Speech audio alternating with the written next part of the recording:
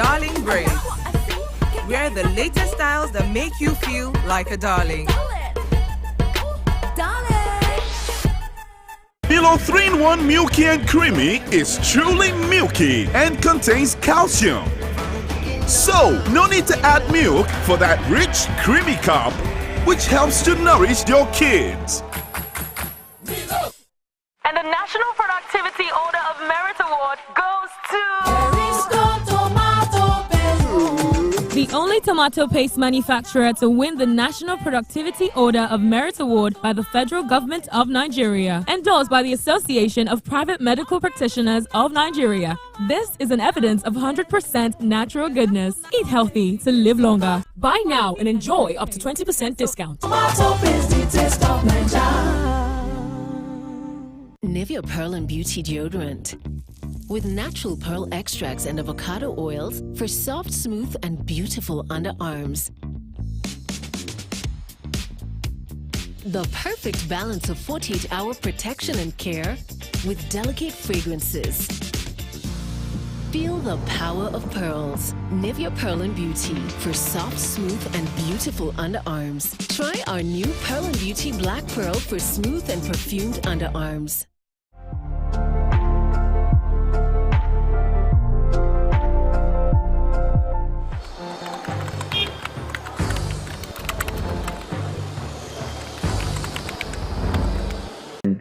And partner than Nigeria. Let this unveiling today be a call to conscience. Let our practitioners hold the line of truth.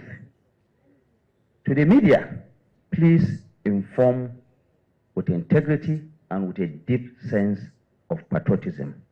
To our public officers, communicate with transparency. To citizens, please let us speak with empathy. Let us come together to become the voice of responsibility, the voice of the world that heals division, that inspires hope and drives development.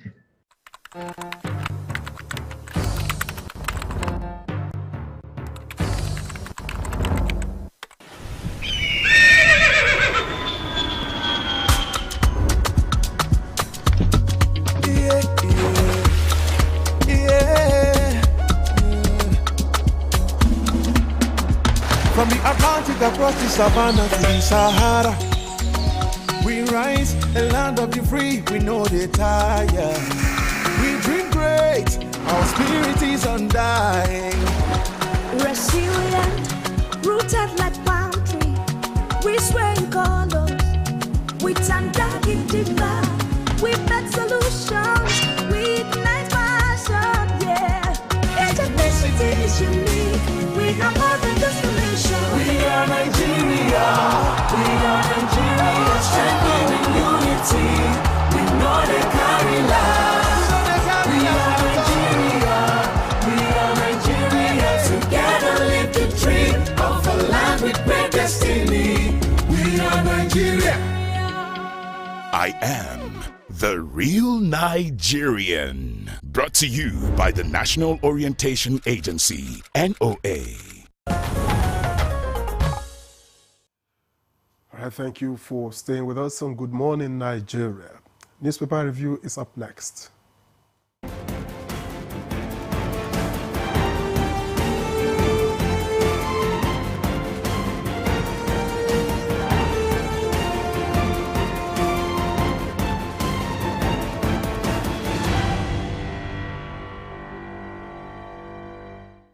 All right, let's welcome Chukwudi Okolugbaja to do his usual. Chukwudi, good morning.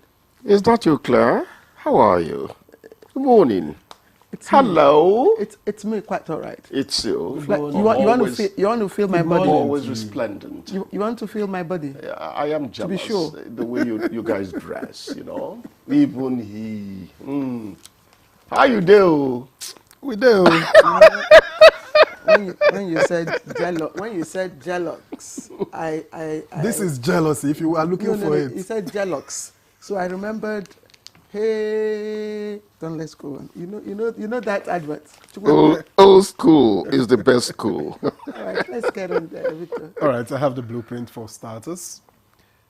And just above the nameplate, Abbas lobbies China for Nigeria's permanent seat at UN Security Council. You get details of that on page 7. Below the nameplate, Tinubu, Sultan, Uzodinma, governors to attend editors' conference November 12. Details on page 6. FG considers selling state-owned refineries to attract investors. Page 18. At AFCON, we are going for title in Morocco. That's according to Eric Schell. And you get details of that on page 32. PDP crisis deepens. Factions differ on Ibadan Convention. 2 riders. Damagun insists it must hold. Anyanwu says it remains suspended. BOT waits in, sets up reconciliation committee.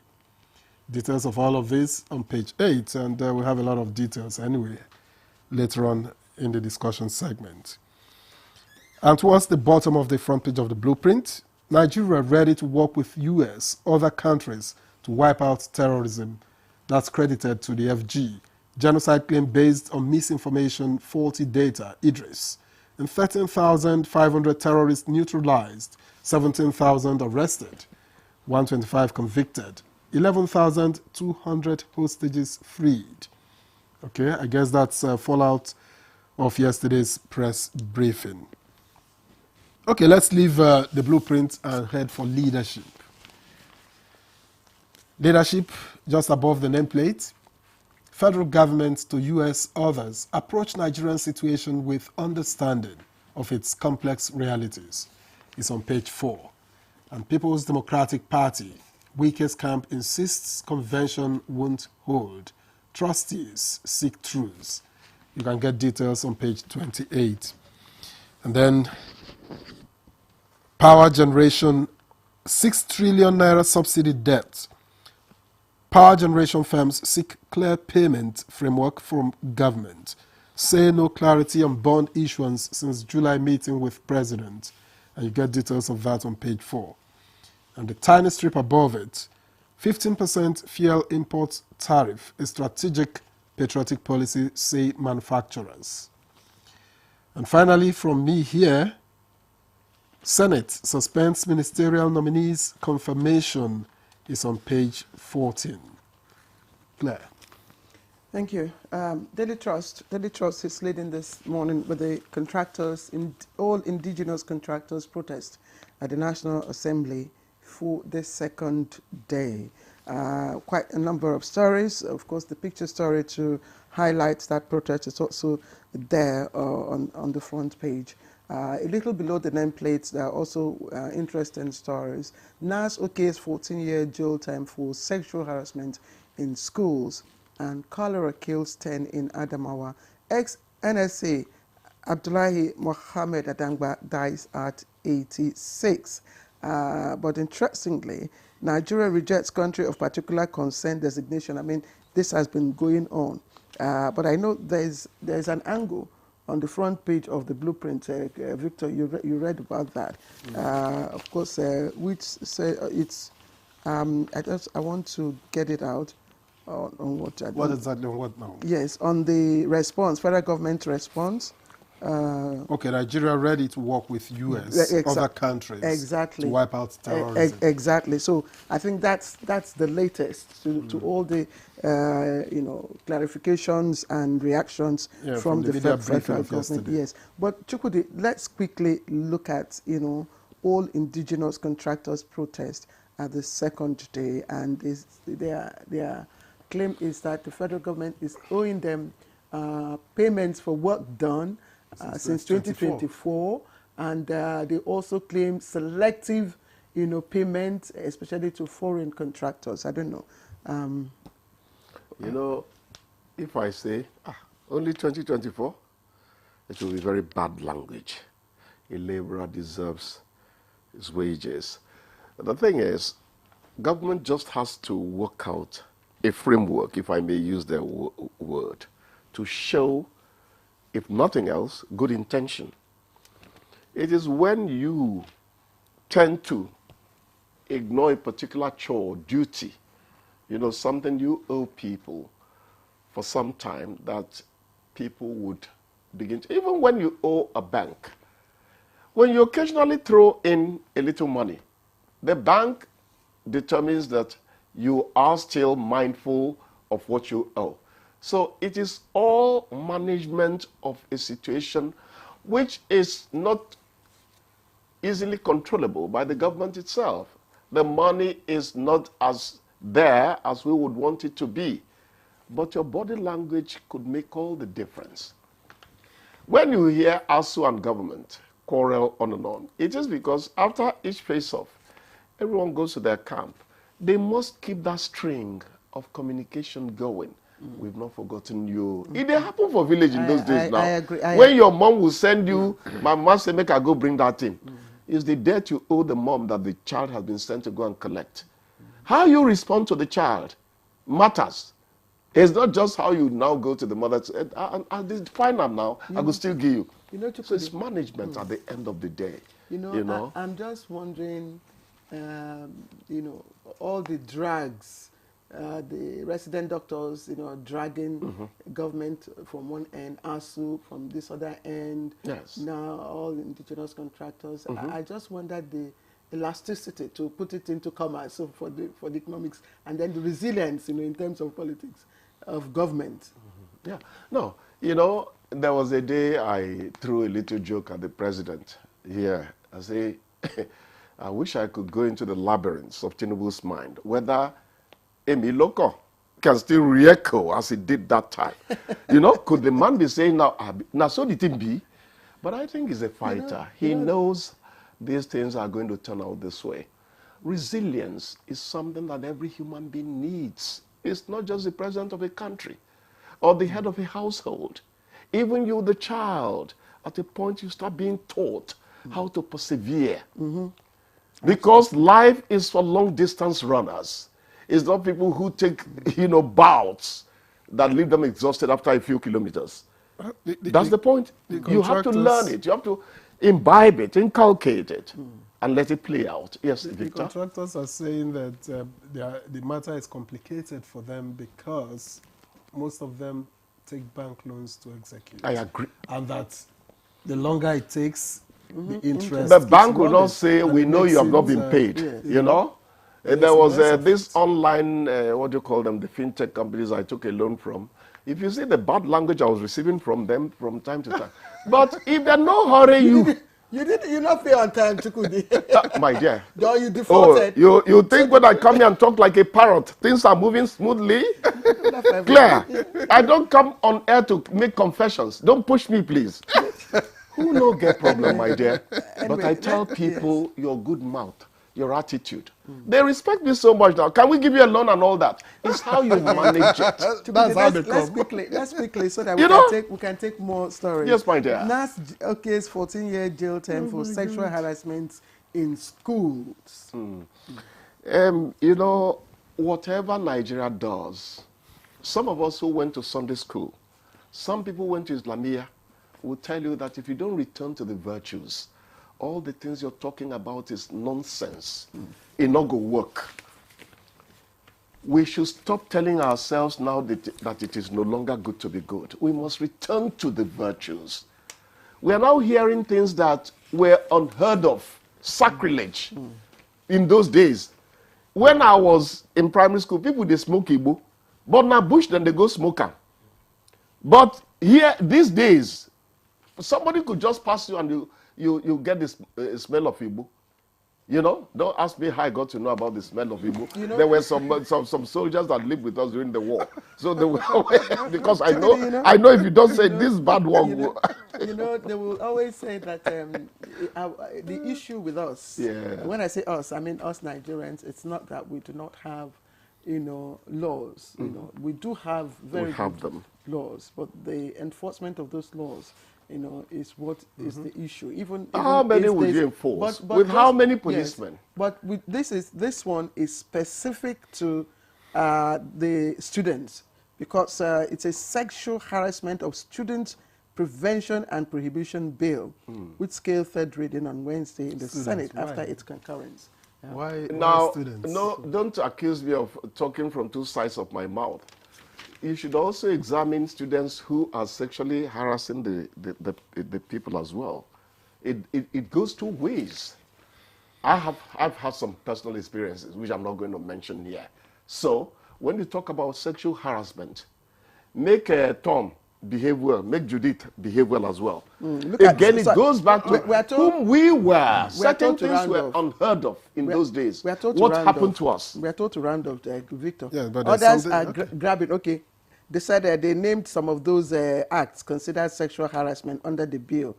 Sexual intercourse or demands for sexual favor from a student, intimidation, threats, or creation of a hostile academic environment, and unwanted touching. Others are grabbing, hugging. I was waiting kissing, for that. Sending sexually explicit messages, pictures or videos, making sexual jokes or comments about a student's body, and stalking, among others. You know, I don't understand which one is grabbing. Well, I don't know about Ambiguous. grabbing. Or I know that the few days I spent in Houston, Texas, I ran into a lady who was telling the boyfriend, "Don't touch me." She was half naked. An American girl could get naked on that sofa and tell you, "Don't touch me, don't come close to me." Actually tempt you. If you touch her, you sleep in the cell. That is how the law protects them. So, you say, "Don't pour me, don't touch me." Here you will see people on the road. But we are not they degenerating. grab we a are woman. not degenerating to that level. You have. People are grabbing just people wanted to by the draw- waistline on our streets. What are you talking about? Chukwudi, leave the waistline alone. Let's look at You are going to find me trouble. You see, Chukwudi, calm down. you are part of the problem. You just have 30 seconds. Now, AKU reads, bandits offered jobs to stay off criminality in Kaduna. Yes. And the other parrot says, what bees can be as lucrative as banditry? Thank you very much for your time. We'll see you again tomorrow. Good morning, Nigeria. We'll be back after this break. Please don't go away.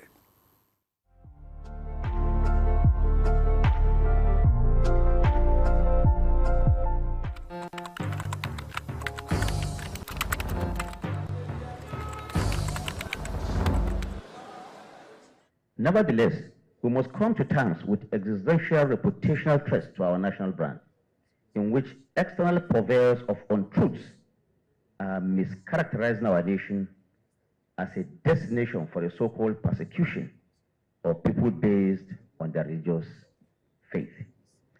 This is a propaganda externally woven by those who want to break or weaken our unity. For the umpteenth time, I'm emphatic that there is no iota of truth in the communication that is out there, that there is a deliberate, calculated effort where one particular religion is targeted for extermination. I therefore urge us to use the instruments of public relations crafted in truths and facts to vehemently reject this single despicable narrative about Nigeria. It is incumbent on all of us to unite in a voice that will ensure that Nigeria is indeed a country that is anchored on the freedom for everyone to practice his or her religion. In any case, that is what our Constitution stipulates.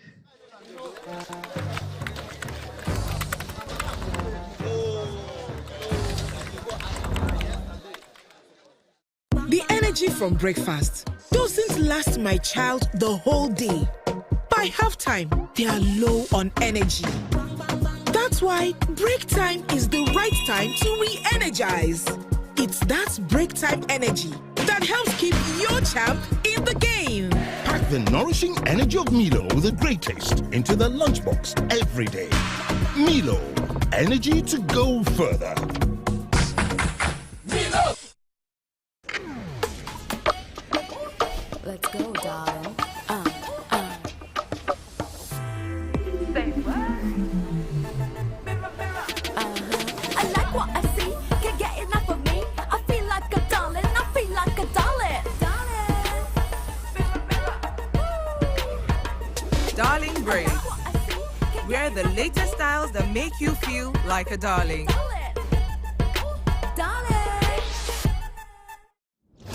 Lagos, Port Harcourt, Abuja. The city is moving. few voices, heavy drip, all heart. From the streets to the stage, this is the next Afrobeat star. Yo, yo, yo! What are we here for? Let's Afrobeat star! Let's get nasty! And the talents from all over showed up to own the room.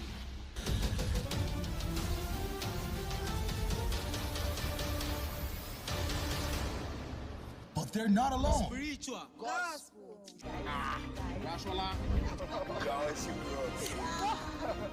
All chasing a slot to face the judges.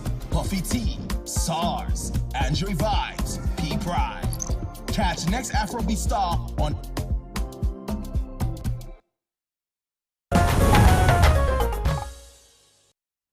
Yes, thank you very much for tuning in, and you're watching Good Morning Nigeria on the network service. So you know, our conversation this morning is on the PDP internal crisis and probably the way out. We will take this background report by Oyemi Ajayi, and when we come back, we'll get into the nitty-gritty of our conversation. It is no more news that the PDP, People's Democratic Party, is currently embroiled in a deepening leadership crisis. The key issues cut across different areas. First is the leadership dispute. There's a power struggle between Umar Damagun faction, the current national chairman, backed by some governors, and Abdurrahman Mohammed, appointed acting national chairman by a rival faction led by Nyesom Wike and the national secretary, Samuel Anyanwu. Umar Damagun suspended key officials, including the national secretary, the national legal advisor, his deputy, and national organizing secretary for anti-party activities, and in response, Nyesom Wike's camp suspended Damagun and appointed Abdurrahman Mohammed as the acting chairman.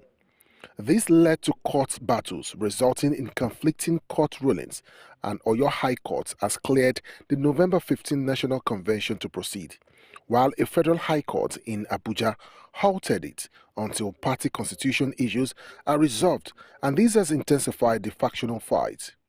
However, the Wike faction took over the PDP National Secretariat, with Mohammed and his supporters forcing their way into the chairman's office, while the Damagun's camp insists he remains the legitimate chairman. Meanwhile, the North Central PDP leadership had rejected Damagun's removal, calling it a political coup.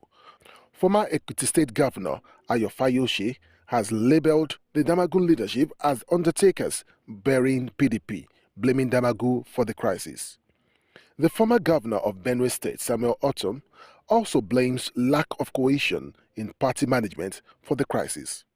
Analysts had warned that the infighting could weaken PDP ahead of 2027 elections, with defections to APC already hurting the party. Stakeholders are calling for unity, but power struggles and court outcomes will shape the party's direction. Already, PDP Board of Trustees has met setting up a reconciliation committee ahead of the convention, but the Wike Anyanwu faction continue to maintain that the Damagun-led faction is illegal and not recognized. So what's the way out? A golden question, unsure of an answer, but our guest already in the studio might just be of help. All right, many thanks, Oyemi Ajayi. We'll soon find out if the guests in the studio and outside of it will be of help. Well, let me begin by introducing for this conversation on the PDP internal crisis and way out, by introducing Honorable Shaba Ibrahim, a former member of the House of Representatives and a legal practitioner. Good to see you again and welcome. Thank you so much. Good morning, Nigerians. It's my pleasure to be here. Also here is Jide Ojo. You know him, public affairs analyst. A pleasure to welcome you to Good Morning Nigeria. Thank you, Victor and Claire. Good morning, Nigerians. All right, joining us via Zoom from Ibadan is Emmanuel Remi Ayede, and he's a professor of political institutions, governance, and public policy Department of the Political Science, University of Ibadan. Professor, thank you very much for joining us for this conversation. Yeah, good morning. It's a pleasure to be part of this session, and good morning to Nigerians. All right, gentlemen, this promises to be an exciting conversation. You know, someone described the PDP as, you know, like a comedy. I mean, it's a reality show. What is happening now is more or less like a reality show. Suspension, counter suspension, tit-tat suspension, court orders. And if it were a movie, you know what would happen? PDP would have won the most, you know, AMVCA award and another. But let me start with Honorable Shaba. You are laughing. No, am I right? Not exactly. Not exactly. Go ahead, yeah, but go ahead. It's okay. It's okay. You know, so, I mean, this convention, is it likely to hold? Let's start from the convention. Well, let me state very clearly that I'm not a member of the Convention Planning Committee. I do not have any direct connection apart from being a statutory delegate at the convention if it holds. But a number of things that are happening now suggest to me that if the convention were to go ahead, and I believe, knowing the pedigree of some of the drivers of the party, it could go ahead. Like who? Like who? Just a moment. Knowing the pedigree of some of our party leaders, and, they may well go ahead with the convention, albeit at considerable risk. Considerable in the sense that the party has been willingly driven into a conundrum. We've had a situation where, in order to spite our faces, we've had to cut our noses somehow. And the active players here, unfortunately, are people who are major beneficiaries of whatever the PDP represented in the past. Now we're at a crossroad. There are court injunctions seeming to suggest that that convention should only go on if certain preconditions or prerequisites are met. And this, to my mind, to my knowledge, is predicated on existing judicial pronouncements that seems to, have been ignored in the past by the party. So going ahead with the convention will not be helpful in my own humble view, unless you are able to, you can't weave around judicial pronouncements. You either obey them or you appeal them. As it is, I've always thought about the kind of ingenuity that some of us put forth. There is a court judgment.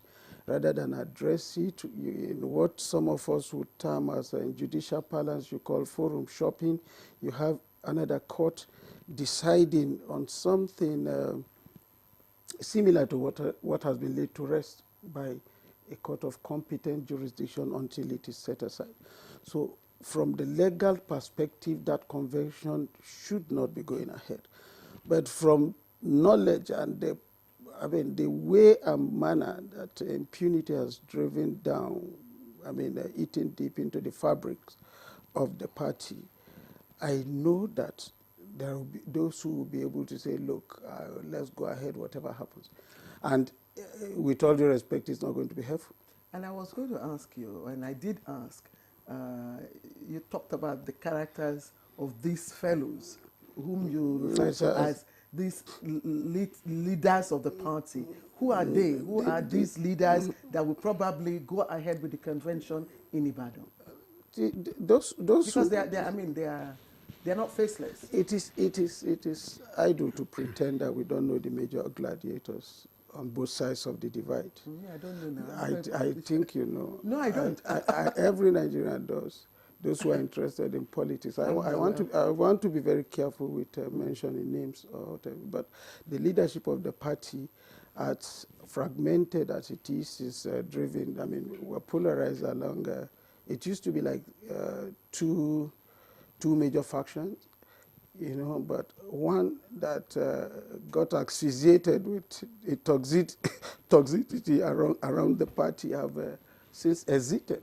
The ones that people were made to believe were the major drivers of the crisis in the party have said, oh, I've had enough, we've had enough, we're going.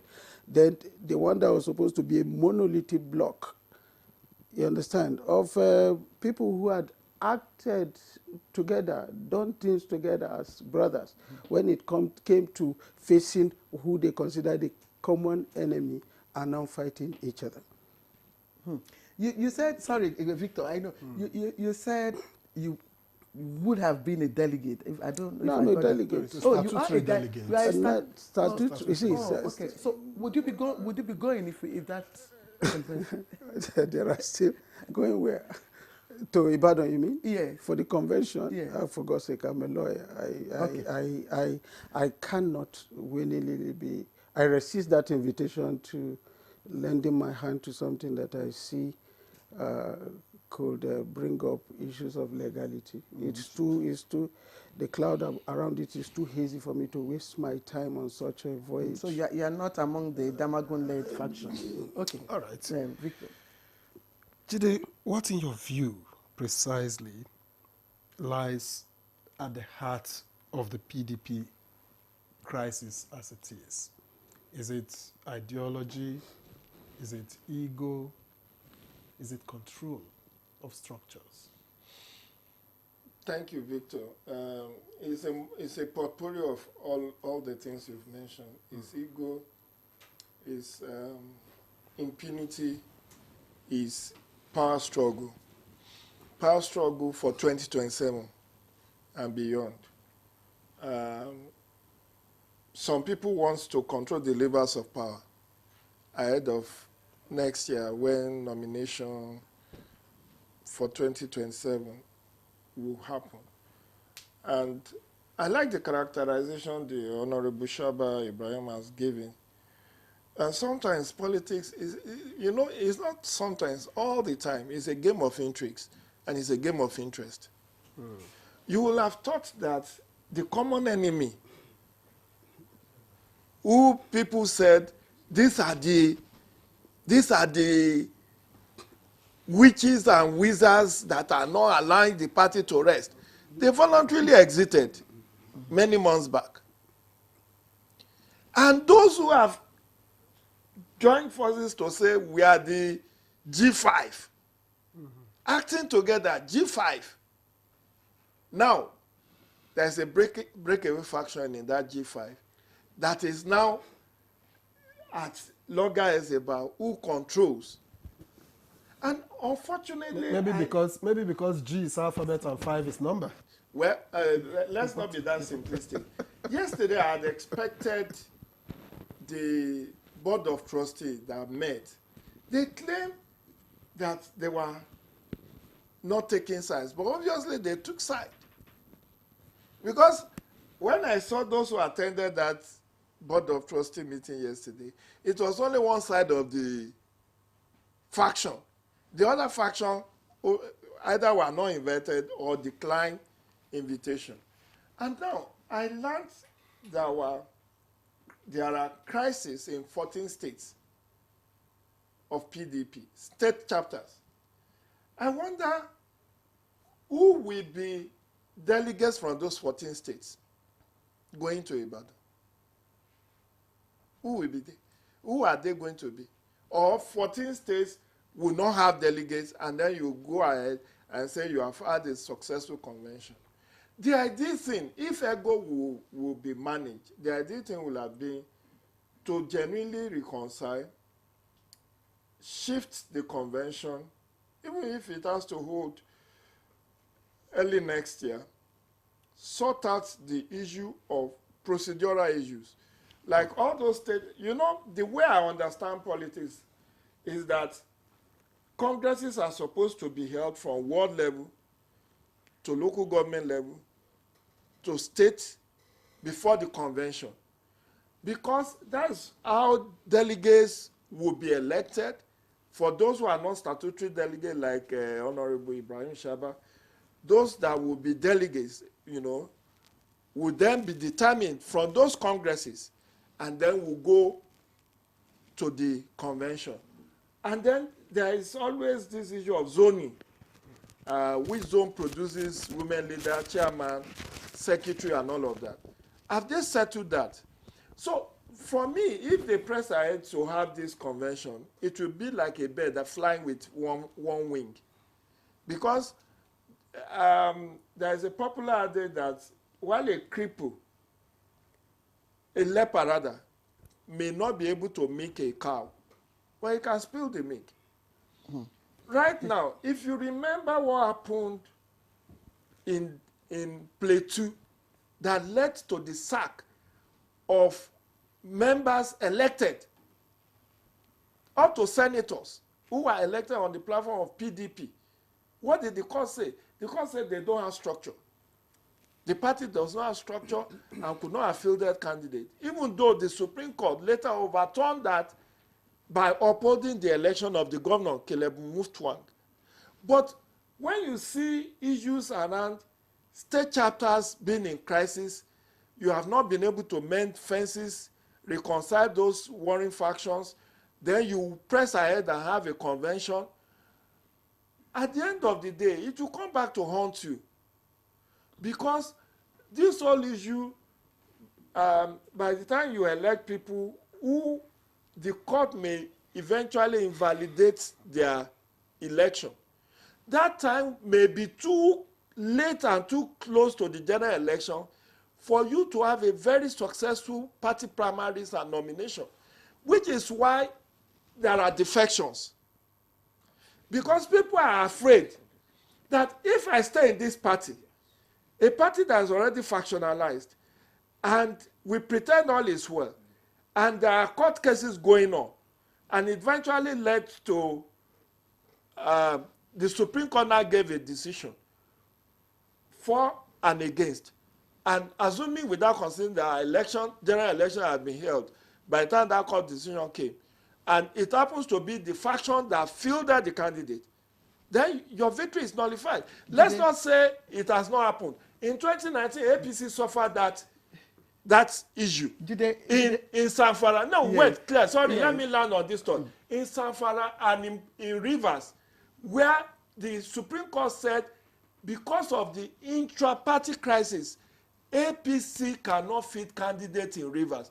And then in the case of Zamfara, where election had already been held, the Supreme Court judged and said INEC should go and withdraw the certificate of return of already elected members and give it to those who are runner-up, from the governor down to all the other people who were elected under APC. So PDP should learn from that. If I don't stop you, No, thank you for giving me the honor to land on my thoughts. You end this program.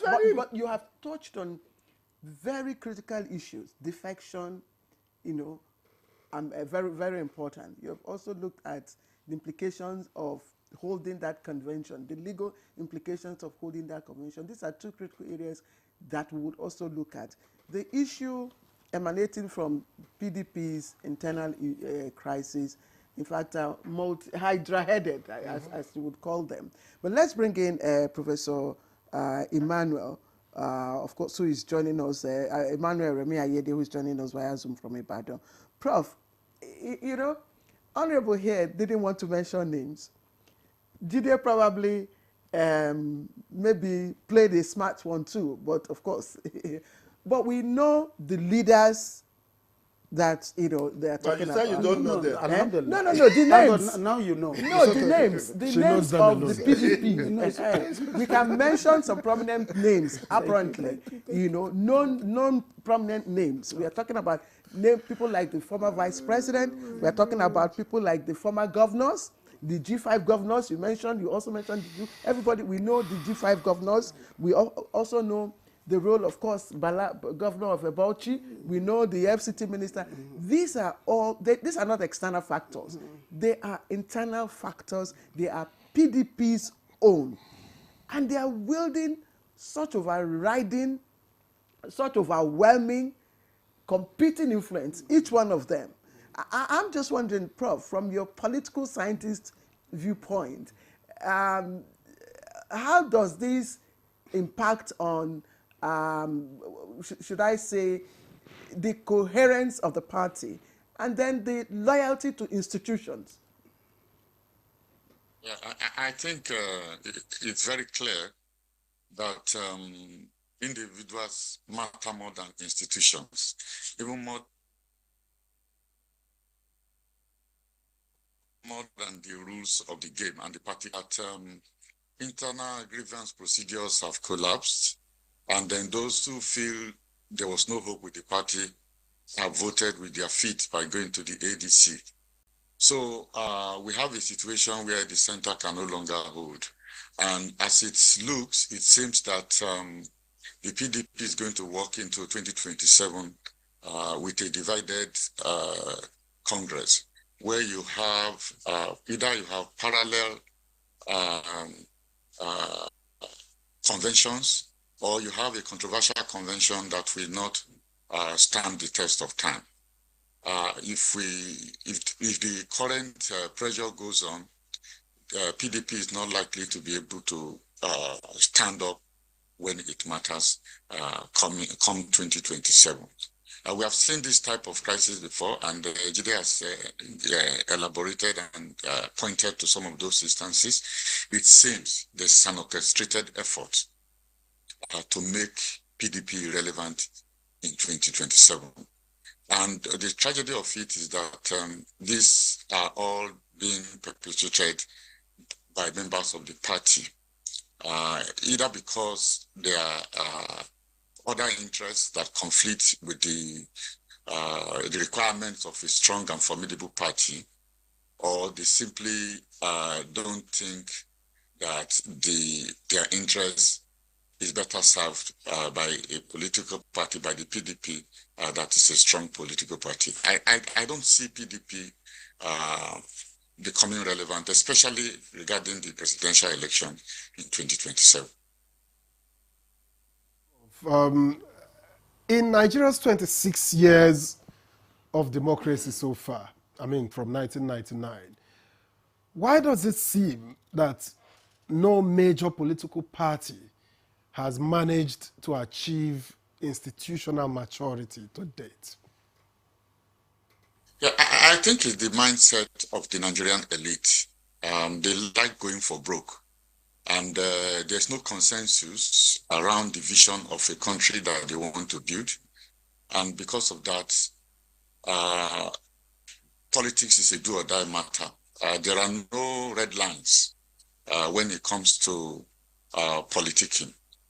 And because of that, we experience the kind of instability that we did not envisage when the country returned to democracy in 1999. We thought that with the emergence of the G34 and their determination to wrest power from the military, that the experience under military rule was sufficient, to bring people together and for them to be able to manage their differences. But that has not turned out to be a very good reading of the Nigerian elite.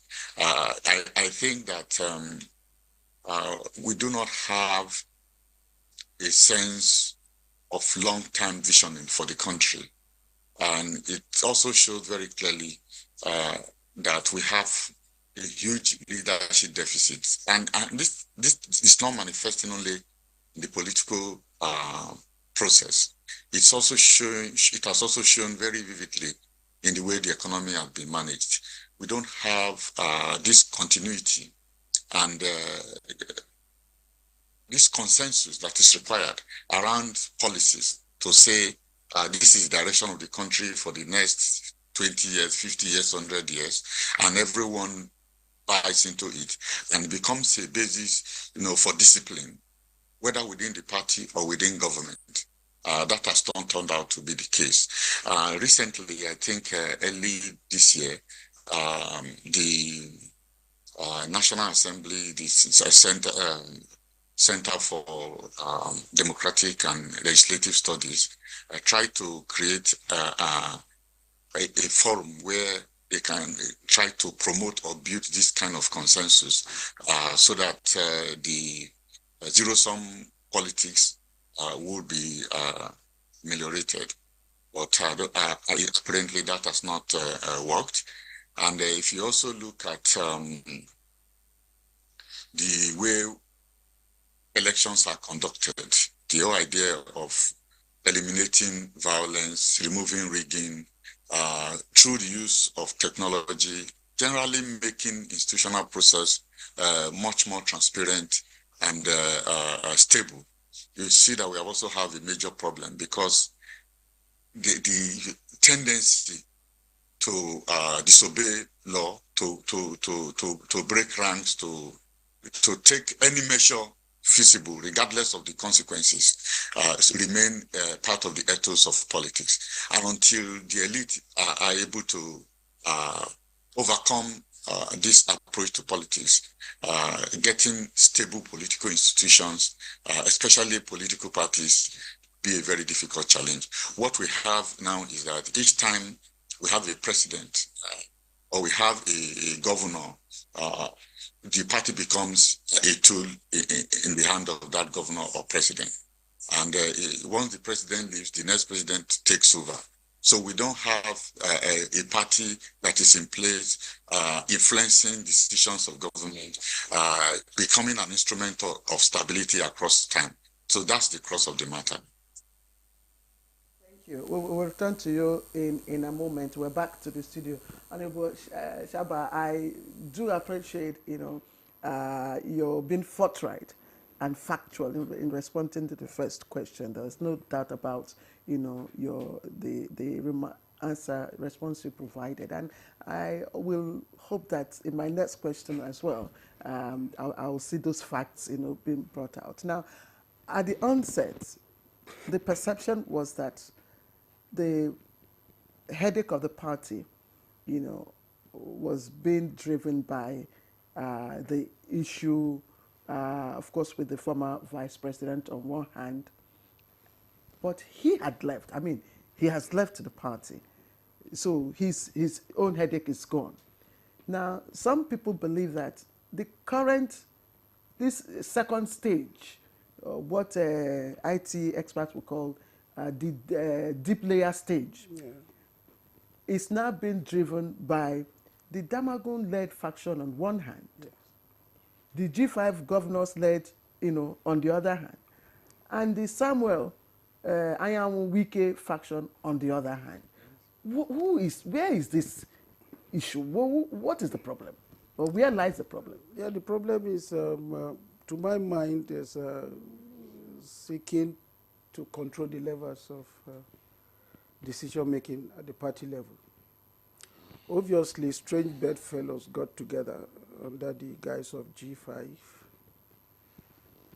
and in cohort with some national leaders decided they've had enough of the Waziri, that's the Atiku Abubakar, even as the party's presidential candidate.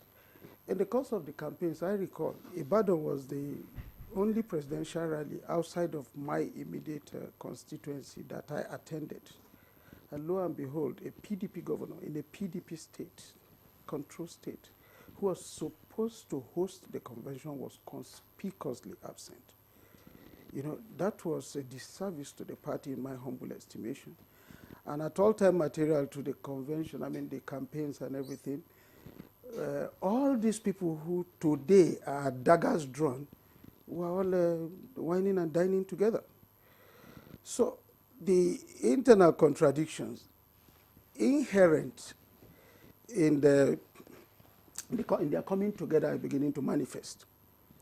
And today, you have people who have what in law sometimes you call participe criminis, fighting each other over the spoils of, because there are spoils emanating from Atiku's exit. So they're now fighting each other over those spoils. It's not a wise thing to do, because even among thieves, there must be honor, with all due respect. So coming back home, it do appear, and I think it's rather ironic that people are not being circumspect of how they evolved, how all these alliances came about.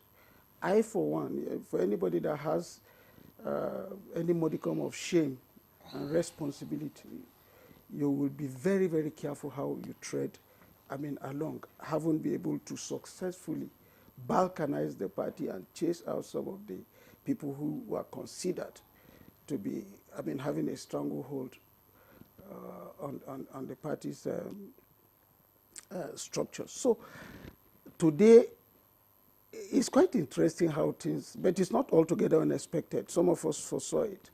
And you now see the people who together did one or two things that looked to me like a disservice to the party. Beginning from Damagun, with all due respect, it's ironic. It's funny that he's even still talking about factionalization when ab initio he presided over one of the most horrible, political arrangements, running the party without recourse to the constitution and everything and law. Today you have, PDP have a case in court, Damagun will want to appoint an external solicitor without the input of the national legal advisor. They will be struggling over who represents what, and all that charade took place over you. So as it is today, it is too late in the day to want to complain about the overbearing influence of somebody that willy-nilly you surrendered your sovereignty to. And in this connection, I'm talking about those who they left the party to drift and allow someone come in to take charge of, making things happen in the party. Today, you want to wake up. You want to wake up to that reality and say you are challenging it. In the words of Justice Oputa of blessed memory, he will simply say, continue in your peaceful slumber. It's too late in the day. In all of this, as a party man and lawyer, would you say that the judiciary is overstepping in party administration, or is it filling a leadership vacuum as it is? That would be unfair. In the PDP crisis, you would be unfair to the judiciary if I just went all out to say the judiciary is interfering. The judiciary never instituted any action. It's party men that took the cases to the judiciary. But it's giving conflicting judgments. I'll get to that. That is a different kettle of fish altogether, with all due respect. In the whole of this mess, you invited the judiciary into your own supposed internal affairs.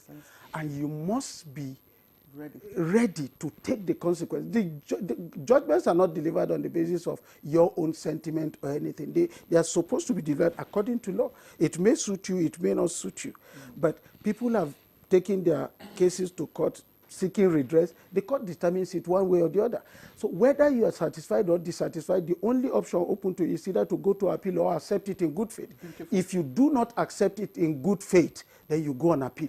If you do neither, then you are inviting anarchy.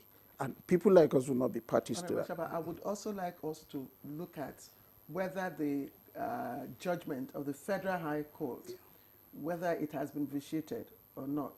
And then whether there is the State High Court, the judgment of the State High Court can overrule that of the Federal High Court. Will come, but let me exhaust this issue of dual political identity or multiple political identity. And Jude, I'm just wondering, what does that mean for parties and party integrity? Because we know that is happening within the PDP. Some people have dual party identity. Some have multiple party identity. Absolutely. Some are also having errand boys within the PDP that are doing the dirty works for them. See, Claire, as a student of politics and as somebody who has followed political development since 1999, if you go back in time, it would be simplistic to just take the crisis in PDP from Damagun. Why is it that PDP has never, only once, has it had a chairman that completes 4 years? Once. I think I call him Amadu Ali. I stand to be corrected. All the other chairmen Truncated. have their tenure truncated. The one that will have completed was which is secondaries. Has 2 months, 2 or 3 months to go. They said no, go. They pushed him out. They brought Ayu because they lost election. Ayu, go. They brought Damagun. Damagun served in acting capacity for 2 years before you remember to now confirm his acting and convert him to national chairman. Yeah. Now, he's not even on the ballot. They went and said, we have had a consensus candidate who will be our national chairman. That was as at last weekend. And today, you see court judgment flying all over the place. The issue is that, from my own reckoning and as a student of politics, even if you go to Supreme Court, if you don't come back to a round table and genuinely reconcile, not even the court can resolve your issue. Why did I say so? Look at what's happening in Labour Party. Labour Party got a Supreme Court decision that is not being differently interpreted by the two warring factions in that party. There's a Nana Usman faction supported by Alex Otti, governor of Abia State, who went to INEC and started marking, see this portion of the Supreme Court. It says, term of Julius Abure has expired. So we are the one in charge that you should recognize. Abure said, you people are jokers. That's after Supreme Court decision. Dide, I want you to speak specifically. No, I know, but I'm just drawing reference that don't put any party that puts its hope on the judiciary will still be disappointed because it's human factor that is driving it. And unless the dramatist personnel decides of their own to sheath sword, to surrender some, to allow their ego to strip themselves of that ego. Because what is at stake here is about influence. It's not even money. The people who are involved. Okay, let me be specific. Iyesan Wike and Seyi Makinde are both billionaires. They call themselves in-law. So it's in-laws at work. They were both in the same camp when they were doing multiple identity that you are talking about. Atiku Abubakar lost all the 33 local governments in Oyo State when Seyi Makinde, the PDP governor, was there. So what happened? But he won his own election two weeks after, overwhelmingly. So when people care less about what we call anti-party, and they say, but everybody does it now. You get, even the chairman board of trustee of PDP has endorsed Alex Otti in his Abia State. The chairman, Adolphus Wabara, former president of the Senate, endorsed Alex Otti of Labour Party for second term. And you are the conscience of the party, you are the one sitting. So how would you then say Wike is doing anti-party? And you want to suspend or expel him? So everybody is doing what is convenient for them outside of the rule books. Because it's about, there is no fidelity to the party constitution, no fidelity to the party guidelines, to the electoral guidelines, and that is what has brought this whole crisis up. If there was fidelity to the party constitution, you said there will be rotation, power rotation. And then we had a northern governor for 8 years. You still have not told me how that impacts on a political party. No, I've told you. It's like holding citizenship of both countries. That is what I'm saying. Is it not anti-party? Why will you hold citizenship of two countries? Or why will you assume, okay, let's be very practical. There are people we know who are saying, I remain in PDP, but I'm working for APC. Is that allowed under your party constitution? I just alluded to it. I've mentioned names of people who are involved. What else do you want me to say, my dear sister? The bottom line is that when people engage in impunity and even say, I cannot be suspended, I cannot be expelled, I am the party, daring the party and saying, this thing will not happen unless you do it my way. It's either my way or highway. And that's, you know, the moment you start condoning certain things from time past, you know, there was a time that, and this is what I want us to also bear in mind, party funding. How is the party being funded? Who are the funders of the party? At some point, one individual claimed to be the major financier of the PDP. Should that have been allowed? You cannot, he who pays the piper dictates the tune. You cannot allow one individual to use whether it's personal or state resources to fund the party, and then you don't want him to have a say on what goes on within the party. You remember at some point they went and brought SAS, Senator Alimodu Sheriff, from ANPP to come and be the national chairman of PDP. For what reason? Perhaps party funding. Now, the man wanted certain things done in certain ways. You say, no, you cannot have it done that way. And he said, oh, but I'm using my own resources to run this party on your behalf. So one problem, apart from issue of anti-party, one problem that PDP is suffering from is post-election loss traumatic disorder. I'll put you on hold. Prof, I like that. Professor Ayede, I want you to contextualize conflict of interest for us within the different paradigms in political science. I mean, is PDP setting a dangerous precedent for party discipline in Nigeria? I think if there's a model for party discipline, you find it probably only close in the APC, in the sense that over the years, as a result of the necessity to play the opposition role, they've been able to rally around that single objective.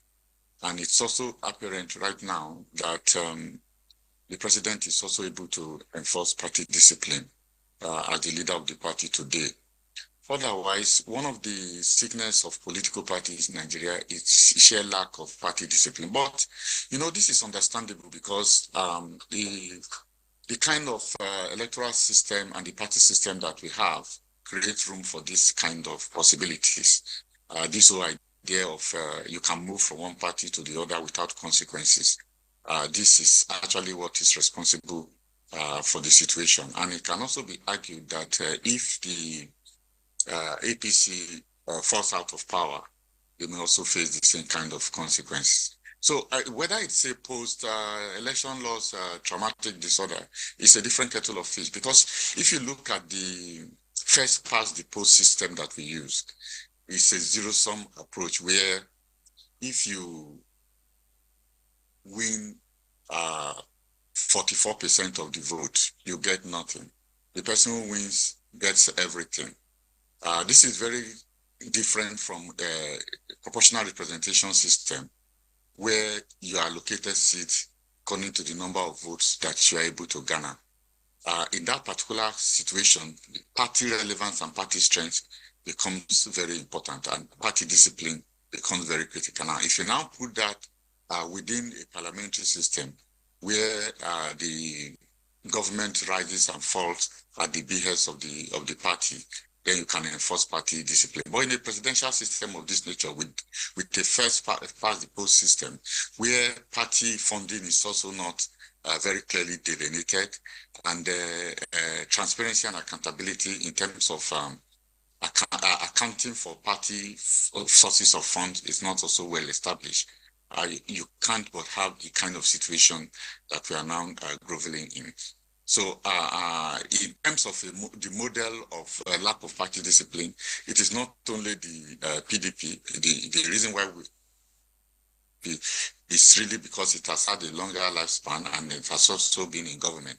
Otherwise, if you look at other parties, whether it's the Labour Party or the Accord or ABGA, you see that level of indiscipline being manifested across. And that's why some people have described political parties in Nigeria as a major problem for democracy.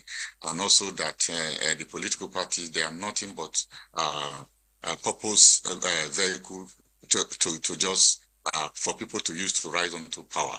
So we don't really have parties in the traditional sense of it, with their own bureaucracy, with their own leadership, able to defend certain programs and ensure that they are carried out within government.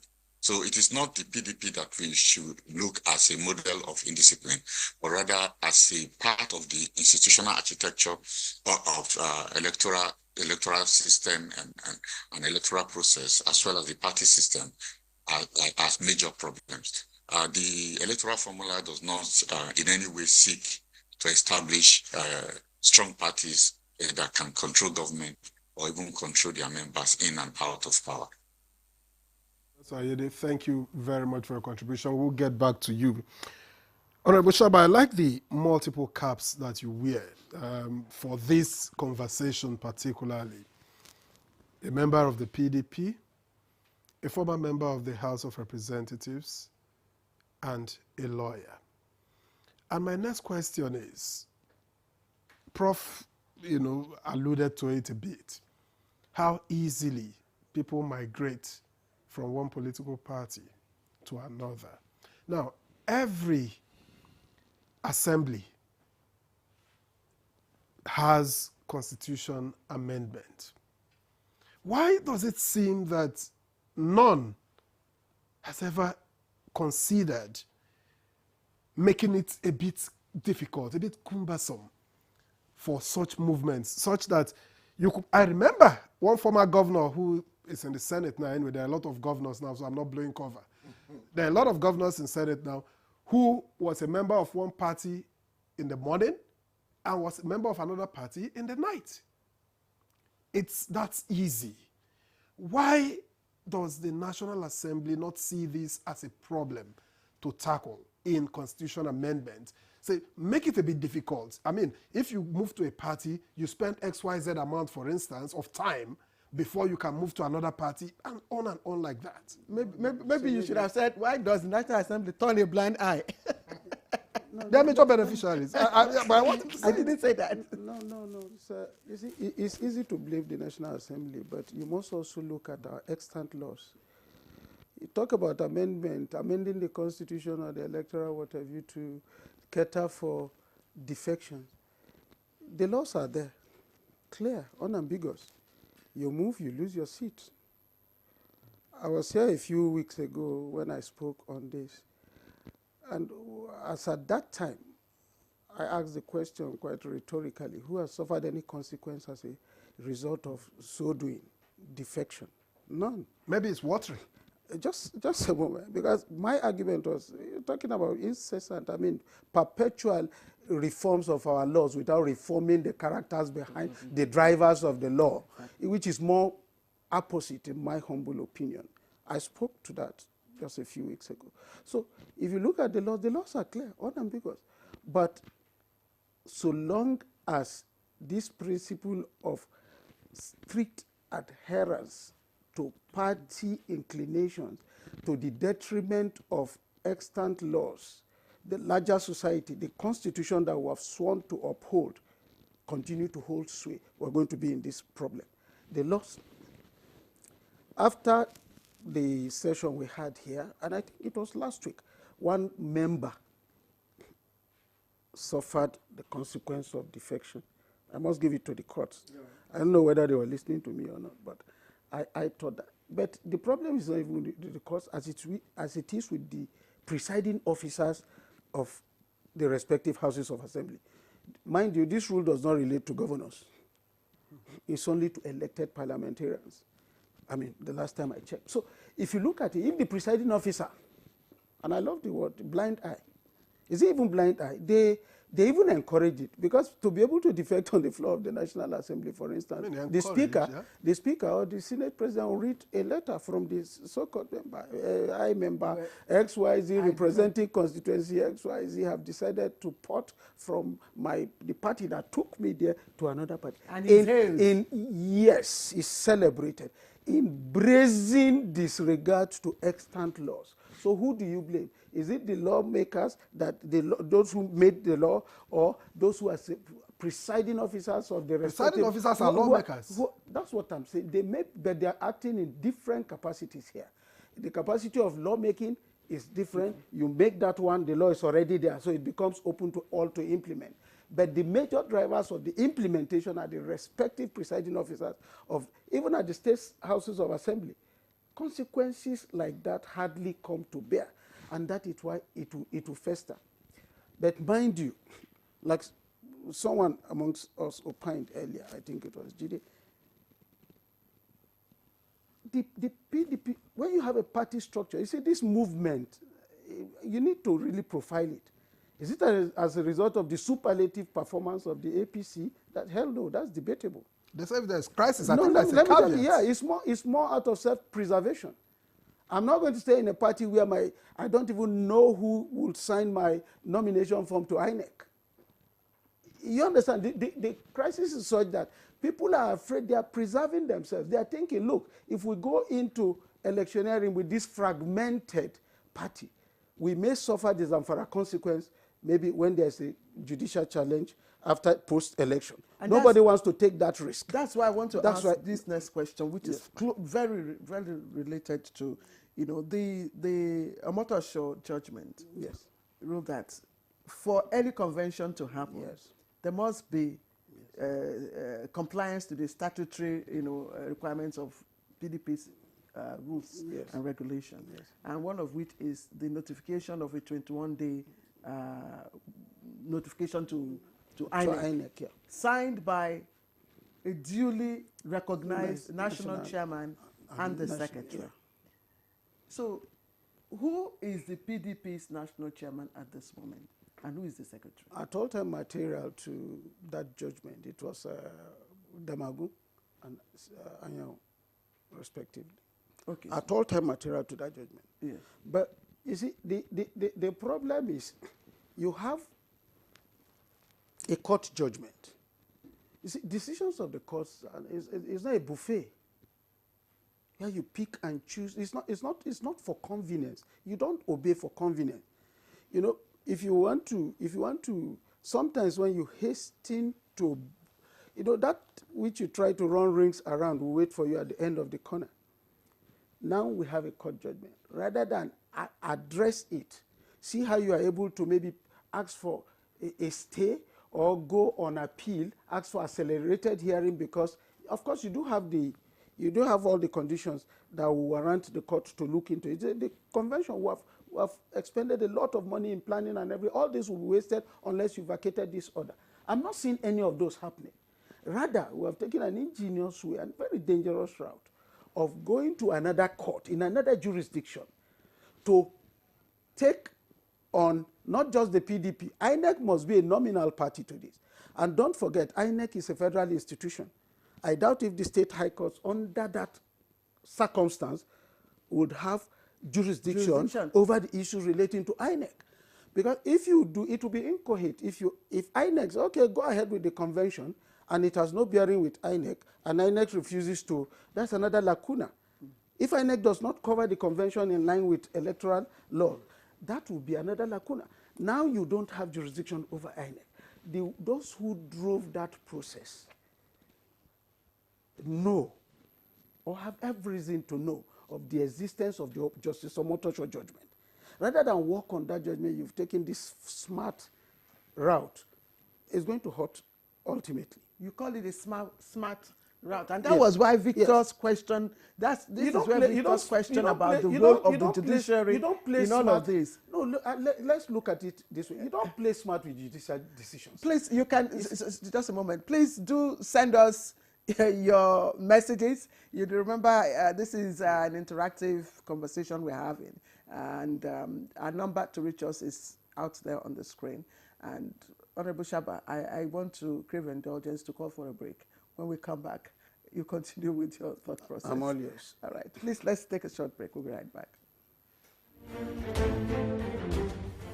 The Renewed Hope Initiative RHI presents the RHI Green Nigeria Challenge. Go green today for a greener tomorrow. This national competition is in 3 categories. The household category is a tree planting competition amongst 11 frontline states in northern Nigeria. Each participating household in Adamawa, Borno, Bauchi, Gombe, Jigawa, Kano, Katsina, Kebbi, Sokoto, Yobe, and Zamfara states will plant a minimum of 1 tree to qualify, with a video evidence of before and after the tree planting exercise. 20 million naira will be awarded to the best household. Submission deadline is 20th December 2026. Community category will see local governments, local communities, schools, and NGOs reclaim and transform degraded or abandoned areas such as dump sites, landfills, parks, and their likes into green, vibrant gardens, parks, and eco-friendly spaces. 50 million naira would be awarded to the overall best community group. Deadline for submission is 15th July 2026. State category will have all states of the Federation and the Federal Capital Territory, excluding Enugu State, have a chance to address the growing threats to environmental sustainability and cleanliness. States will be judged based on the number of trees planted on major roads and inner streets and how clean they are. 100 million naira will be awarded to the best performing state. Already, Enugu State has 100 million naira for being RHI's model green state due to its greenery and cleanliness. Video evidence must be submitted by participating states on or before 20th December 2026. All entries must be directed to RHI Office, State House, Abuja, or email rhi.greenchallenge@statehouse.gov.ng. RHI Green Nigeria Challenge. Go green today for a greener tomorrow.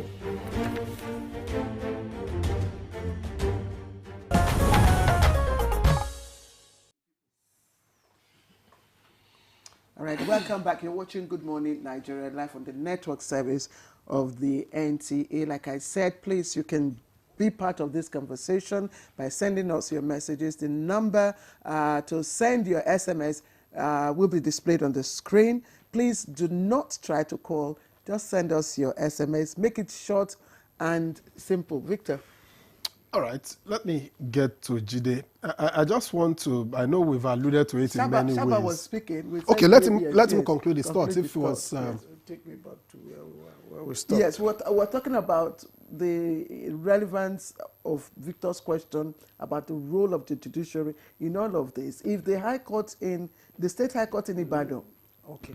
Why is it permissible to go elsewhere? Now I'm connected to you. You see, let me tell you, as lawyers, sometimes we try to play smart. I've listened to people opine that, look, the parties, but for it to constitute what in law you call res judicata, the parties have been, it has to be the same, the subject matter has to be the same, for all, I mean, let's face the facts. That is bunkum.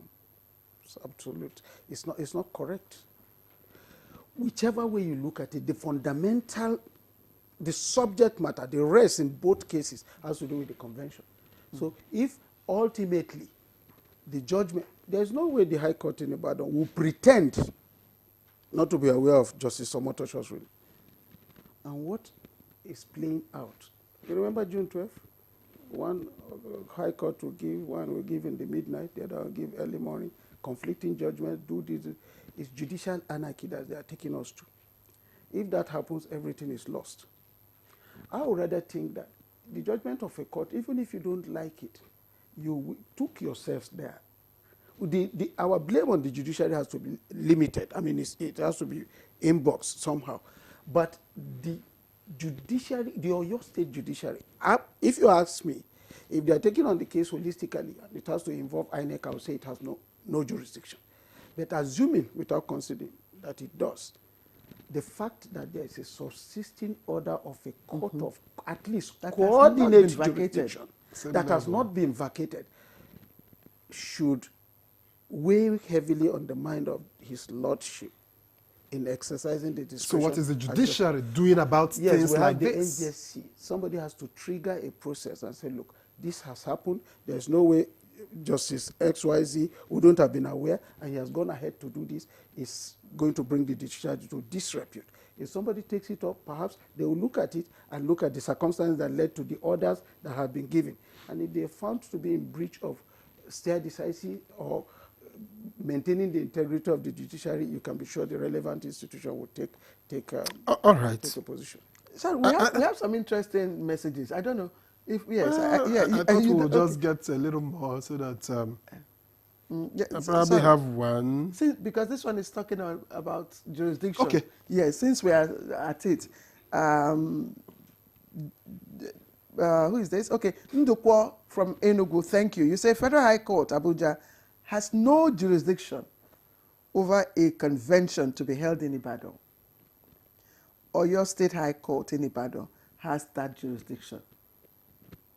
Over the subject matter, His Excellency Nyesom Wike, an APC card-carrying member, is the driver of the Senator Ayaun faction. Is Nyesom Wike APC card-carrying? Well, I don't know where he got the facts, but the issue is very clear. That is a submission made out of, I don't want to call it ignorance, with all due respect. The Federal High Court in Abuja, the PDP, there is only one PDP, which is the registered office of the PDP is here in Abuja. The parties are in Abuja. The subject matter has to do with the convention of the party, wherever it may be. Even it's going to be in Sambisa Forest. The Federal High Court is seized of jurisdiction. It was properly constituted.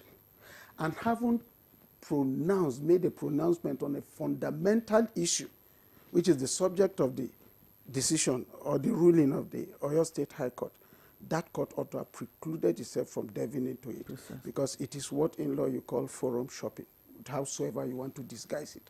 I know the lawyers in presenting their cases would have imputed into the writs and the document certain things that will give it a coloration of something fundamentally different, but the consequences are the same. You don't play smart with the judiciary. You obey the laws or appeal them, not go. So not between them. So if you ask me, nothing has changed. Oyo State, to the extent that INEC is a major party, unless it's a fundamental right enforcement case, which is not, the State High Court may not have exercised jurisdiction. All right. Let me take a couple of messages that I have. This one is from Caleb Gindiri in Plateau. PDP internal crisis. Way out is by reconciliation, forgiveness, accepting one another, stop jumping to another party, planning for next election, and protecting the party for victory. Okay? And this other one doesn't have a name. Says, Jide, thank you for saying the truth. How can you be in PDP and be working for another party and boasting that nobody can suspend or expel you from the party? Now, I'm going to ask, what's your assessment of the role of former governors in either reconciliation within the party or in pulling it apart? It's not even former governors alone, it's also former and current.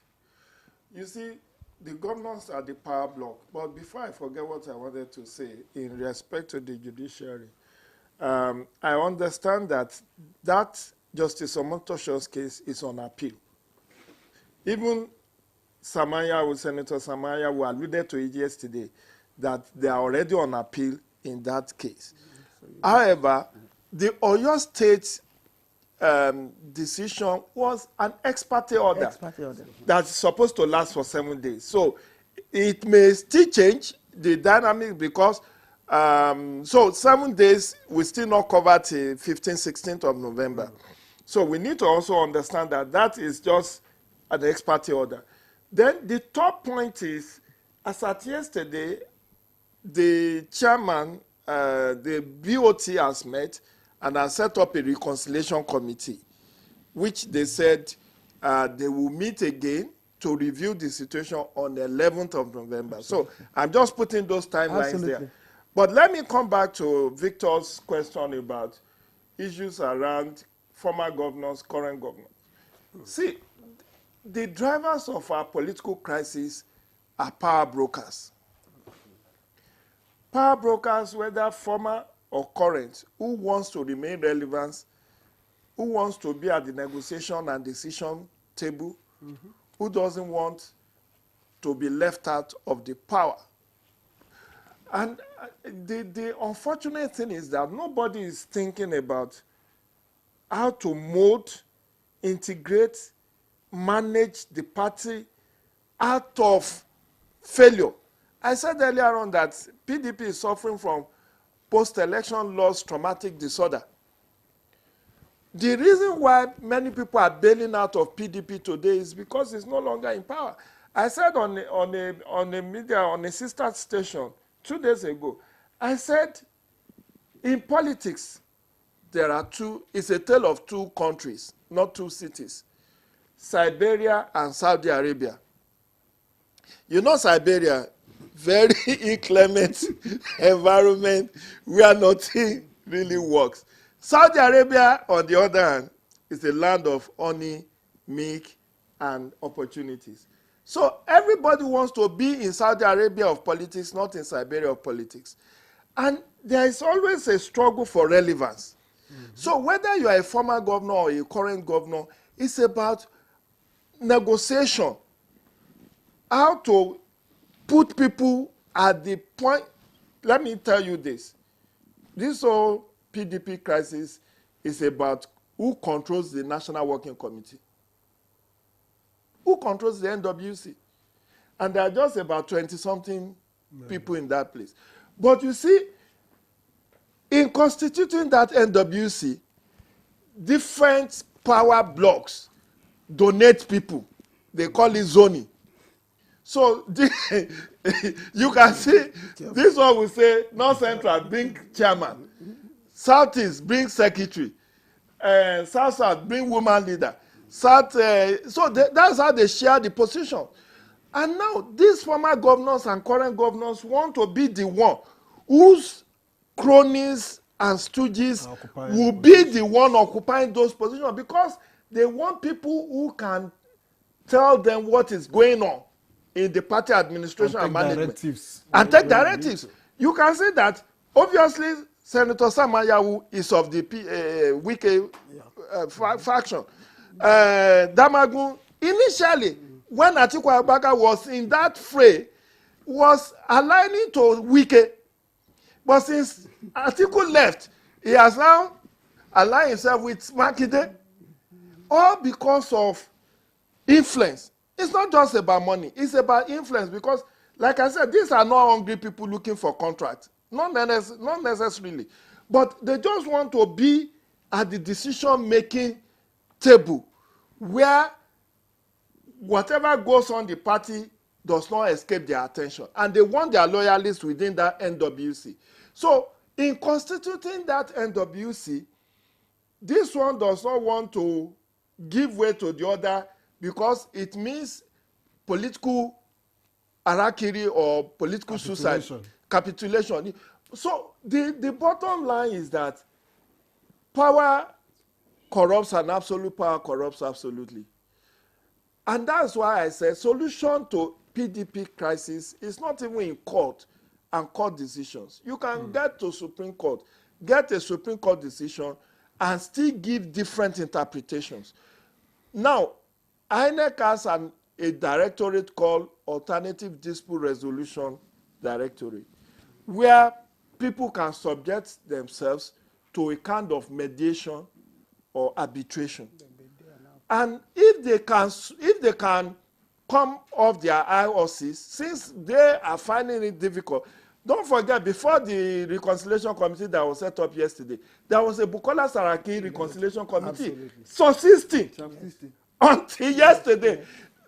I don't know what Bukola Saraki committee has achieved since it was constituted. Now, they have dissolved that and have constituted somebody from Doctor or Ambassador from one Northeast to now head another reconciliation committee. So at what point, if you cannot resolve your issues amongst yourself, the court process will take far longer time than, because everything now is about 1 year to the next election. And in that 1 year, you need to first ensure that you have properly constituted National Working Committee that will drive the planning and the conduct of primaries. By this time next year, it's going to be campaigns. Okay. You are not going to be talking about NWC, who is in the NWC, who is not in the NWC. So the timeline, the best approach for APC, like somebody who sent us message from Enugu said, reconciliation.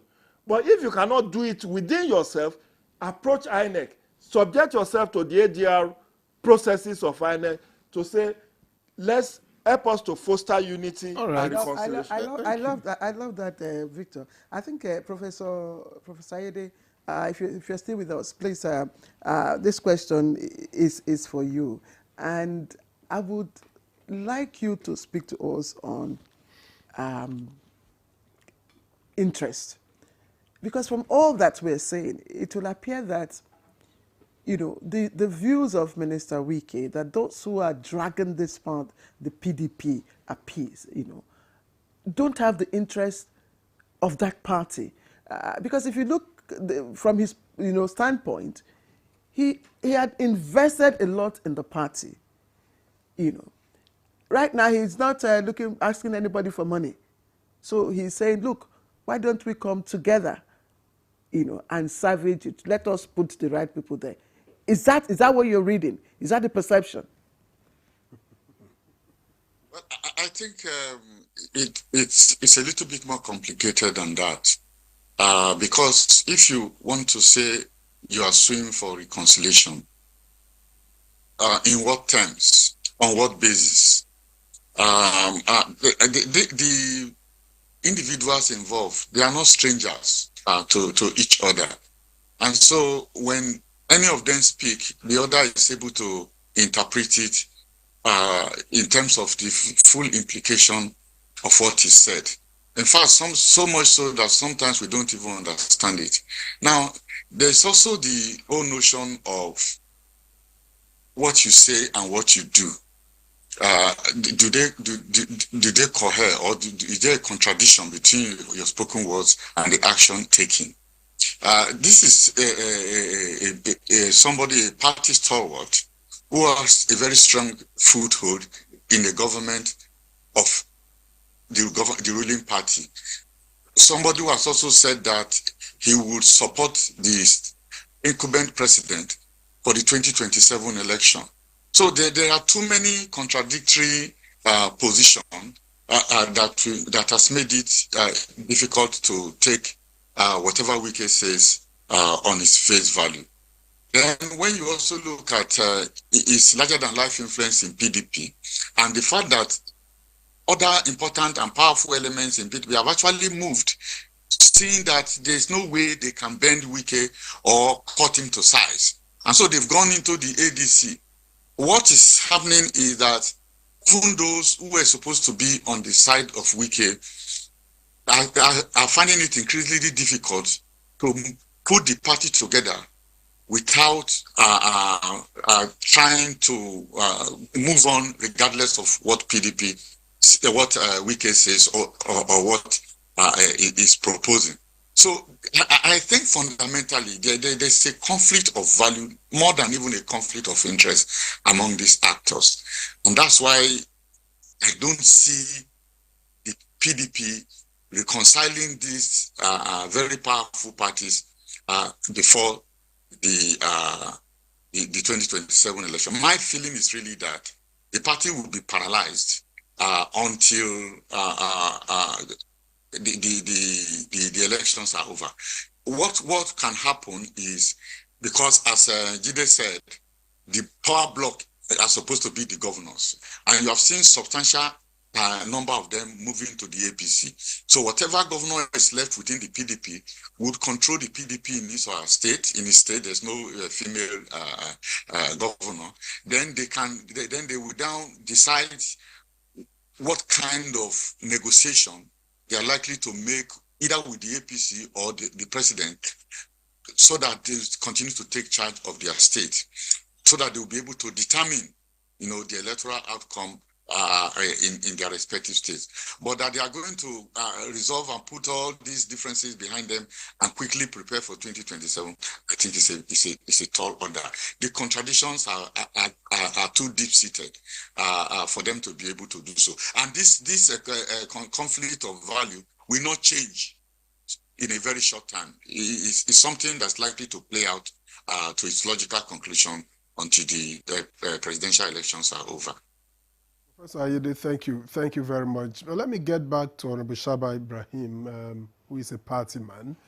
I am wondering, does INEC have any real powers to resolve the issues of the PDP, say, talking about the two different conventions or the leadership crisis for that matter? Jide alluded to something like that. Can INEC really intervene and bring peace about in the PDP? No, sir. No, sir. The committee that he alluded to is merely advisory. In most cases, they are supposed to, I've forgotten the name they gave to it, supposed to guide where you have conflicting. I mean, you are laying claim to, I am the secretary, he is the secretary. They did go there. The PDP, they were there. The ADR. Yes, the ADR body. They went before it. When the Supreme Court handed its decision, there was one particular decision relating to, is it the Rivers legislators also? The one this, and the one that seemed to suggest, it also involves who was National Secretary, National Secretary or no National Secretary. When the Supreme Court, after a protracted litigation, simply said it was internal affairs of the party, it was not their business interfering. I don't, I mean, that threw the party into, both sides were, what kind of judgment do you give and everybody is jubilating? Both sides were jubilating. I mean, there's some opacity. There's some opacity in that judgment. That this it's opaque. Because the laws should be clear. The judgment of the courts are supposed to be a command. They're not advisory. Okay, just a moment. No, because we don't have time, you have to quickly round off. Yes. So when you have such a situation, INEC perhaps intervened. And when INEC intervened, said, look, let's advise you, and from our own interpretation, it's because you took yourself to that level. INEC had to come in, advise it. Not that it has the coercive powers to enforce discipline. But just the last liner. Does this mean, okay, does this mean messages? Okay, let's take the messages before the last liner. Please go ahead. All right, let me take this one from NC Mafiana Esquire from Asaba Delta State. I happen to know him, by the way. The only antidote to internal crisis in political parties in Nigeria, he says, is the activation of political party internal disciplinary mechanisms. No external factors like the courts can successfully order it or enforce it. Parties must fearlessly apply their disciplinary measures with courage and fairness, he says. This is Honorable Ifeanyi Nwobodo from Enugu. I think PDP as a party needs to sit up and reorganize itself by enforcing discipline within it. The party shifting of the PDP and not really helping the party as a result of diverse interests and greed. Thank you, Honorable Ifeanyi Nwobodo. I think in just 60 seconds, we'll just take from you and then we'll end. So the once largest political family in Africa. In history, we will say the collapse of an empire or the fall of an empire. Could this be the fall of the largest political family in Africa?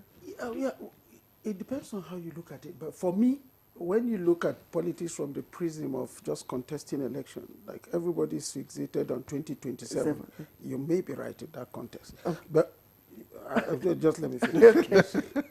But if you look at the larger picture, you're looking at the larger picture, looking beyond 2027, particularly it has to do with the presidential election. That fixation to it is not helpful to anybody. The PDP can regroup. Because at the level we are, I expect, and common sense is not too common as we think, if we applied put aside ego, bring everything together, and go in as one.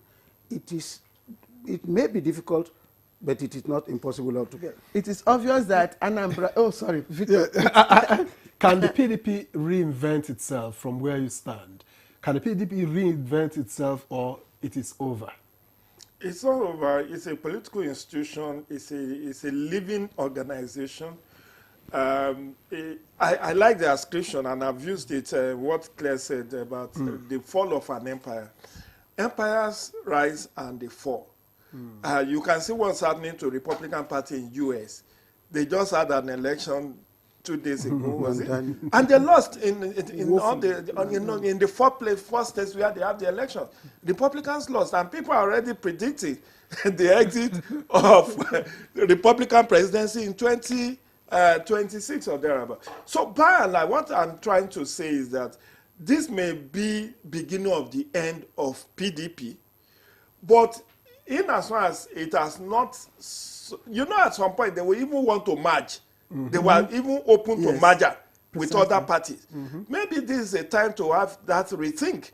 Ab initio, for the better part of this year, there was even the whole argument whether PDP was going to join ADC or join Labour Party and all of that. So all options are on the table. They can reinvent themselves, but they need to strip themselves of this ego, which is the major impediment to reconciliation. Thank you. Thank you very much, Jide Ojo. Let me thank you very much, Jide Ojo, Public Affairs Analyst, for your time and your thoughts on Good Morning Nigeria. And Honorable Shaba Ibrahim, former member, House of Representatives, legal practitioner, and a member of the People's Democratic Party. We thank you very much for coming on the program. I like your forthrightness. It's my pleasure, yes. Thank you so All right, finally, let me get to Professor Remi Ayede, Professor of Political Institutions, Governance and Public Policy, Department of Political Science at the University of Ibadan. He joined us via Zoom from Ibadan. We thank you very much for bringing the academic rigor into our conversation. It's been a pleasure. Thank you for inviting me. And that does it on Good Morning Nigeria. Thank you so very much for watching. We'll see you again tomorrow. I am Victor Azo. And I'm Claire Adelabo Abdul Razak. I'll see you next week. Have a great weekend.